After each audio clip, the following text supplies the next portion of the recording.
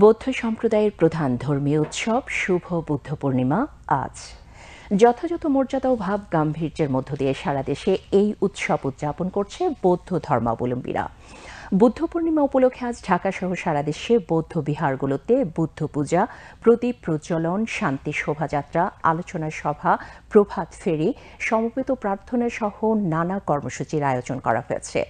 সমগ্র বিশ্বের বৌদ্ধ সম্প্রদায়ের মানুষের কাছে বুদ্ধ পূর্ণিমা অত্যন্ত গুরুত্বপূর্ণ।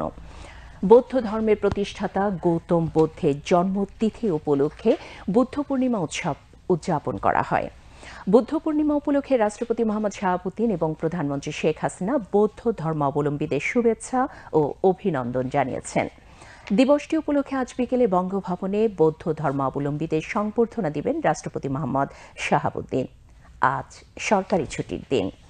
এদিকে বুদ্ধ পূর্ণিমা উপলক্ষে আজ সকালে রাজধানীর শাহবাগ জাতীয় জাদুঘরের সামনে বৌদ্ধ সংস্কৃতির জাগরণ, ঐক্য সম্প্রীতির মূল বন্ধন এই স্লোগানে শুভ বুদ্ধ পূর্ণিমা সম্মিলিত শান্তি শোভাযাত্রা ও সম্প্রীতি উৎসব করেছে বাংলাদেশ বৌদ্ধ সাংস্কৃতিক পরিষদ।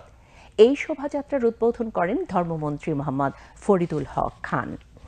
এ সময় প্রধানমন্ত্রী, বিশেষ সহকারী ও আওয়ামী লীগের দপ্তর সম্পাদক ব্যারিস্টার বিপ্লব বড়ুয়া ও বাংলাদেশ বৌদ্ধ সাংস্কৃতিক পরিষদের সভাপতি অধ্যাপক ডাক্তার উত্তম কুমার বড়ুয়া সহ বৌদ্ধ সাংস্কৃতিক এবং বিভিন্ন সংগঠনের নেতৃবৃন্দ উপস্থিত ছিলেন। শোভাযাত্রাটি শাহবাগ থেকে শুরু হয়ে ঢাকা বিশ্ববিদ্যালয়ের টিএসসি চত্বরের সামনে গিয়ে শেষ হয়।